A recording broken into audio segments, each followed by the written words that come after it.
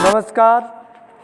आज अपन कक्षा 9 समकालीन भारत में भारत के भौगोलिक वितरण में प्रायद्वीपीय पठार व भारतीय मरुस्थल के बारे में जानकारी प्राप्त करेंगे। तो इससे पहले अपन ने हिमालय पर्वत श्रृंखला उत्तर के मैदान के वीडियो देख लिए हैं, बना लिए हैं, सुन लिए हैं आपने। तो अपना अगला वीडियो है प्रायद्वीपीय पठार। प्रायद्वीपीय पठार एक मेज की आकृति वाला स्थल है जो पुराने क्रिस्टलीय, आग्नेय एवं रूपांतरित शैलों से बना है। यह गोंडवाना भूमि के टूटने व अपवाह के कारण बना था तथा यही कारण है कि प्राचीनतम भूभाग का एक हिस्सा है। इस पहाड़ी भाग में चौड़ी तथा छिछली घाटियाँ एवं गोलाकार पहाड़ियाँ हैं। इस पठार के दो मुख्य भाग हैं, मध्य उच्च भूमि तथा दक्कन का पठार। नर्मदा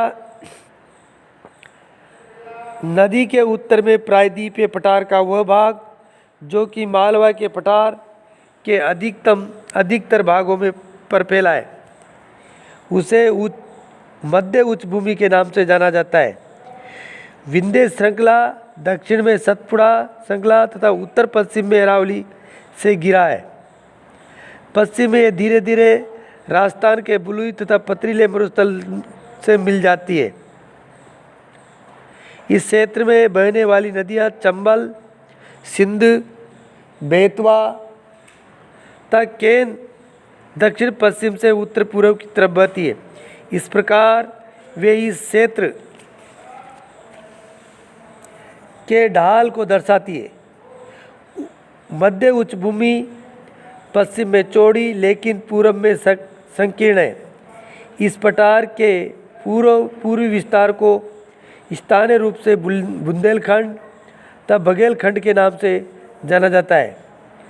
इसके और पूर्व की विस्तार को दामोदर नदी का अपवाहित छोटा नागपुर पठार दर्शाता है। दक्षिण का पठार एक त्रिभुजाकार भूभाग है जो नर्मदा नदी के दक्षिण में स्थित है।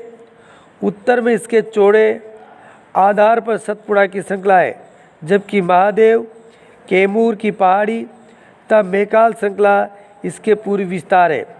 भारत के भौगोलिक मानचित्र पर इन पहाड़ियों एवं श्रृंखलाओं की स्थिति को ज्ञात करें। दक्षिण का पठार पश्चिम में ऊंचा एवं पूरब की ओर कम ढाल वाला है। इस पठार का एक भाग उत्तर पूर्व में भी देखा जाता है, जिसे स्थानीय रूप से मेघालय कार्बी एंग्लोंग पठार तथा उत्तरी कचार पहाड़ी के नाम से जाना जाता है। ये एक भ्रंश के द्वारा छोटा नागपुर पठार से अलग हो जाता है। पश्चिम से पूर्व की ओर तीन महत्वपूर्ण श्रृंखलाएं गोरो, खासी तथा जैंतिया है। दक्षिण के पठार के पूर्वी एवं पश्चिमी सिरे पर क्रमशः पूर्वी तथा पश्चिमी घाट स्थित है। पश्चिमी घाट पश्चिमी तट के समांतर स्थित है। वे सतत है तथा उन्हें केवल दर्रों के द्वारा ही पार किया जा सकता है। भारत के भौगोलिक मानचित्र में थाल घाट, भोर घाट तथा पाल घाट की स्थिति हम देख सकते हैं, ज्ञात भी कर सकते हैं। पश्चिमी घाट पूर्वी घाट की अपेक्षा ऊंचे हैं। पूर्वी घाट के 600 मीटर की औसत ऊंचाई की तुलना में पश्चिमी घाट की ऊंचाई 900 से 1600 मीटर है। पूर्वी घाट का विस्तार महानदी घाटी के दक्षिण में नीलगिरी तक है। पूर्वी घाट का विस्तार सतत नहीं है, यह अनियमित है एवं बंगाली खाड़ी में गिरने वाली नदियों ने इनको काट दिया है। पश्चिमी घाट में पर्वतीय वर्षा होती है एवं वर्षा घाट के पश्चिम ढाल पर आर्द्र हवा के टकराकर ऊपर उठने के कारण होती है। पश्चिम घाट को विभिन्न स्थानीय नामों से जाना जाता है।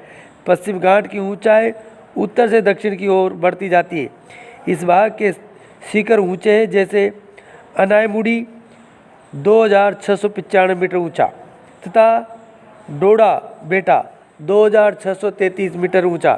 पूर्वी घाट का सबसे ऊंचा शिखर महेंद्रगिरी 1500 मीटर है। पूर्वी घाट के दक्षिण पश्चिम में सेवराव तथा जावेड़ी की पहाड़ियाँ स्थित है। उडमंगलम, जिसे ऊटी के नाम से जाना जाता है, तथा कोडईकनाल जैसे प्रसिद्ध पहाड़ी नगरों में स्थित है, जो मानचित्र में अपन देख सकते हैं। प्रायद्वीपीय पठार की एक विशेषता यहाँ पाई जाने वाली काली मृदा है, जिसे डक्कन ट्रैप के नाम से भी जाना जाता है। इसकी उत्पत्ति ज्वालामुखी से हुई है, इसलिए इसके सेल आगन्य हैं। वास्तव में इन सेलों का समय के साथ अपर्दन हुआ,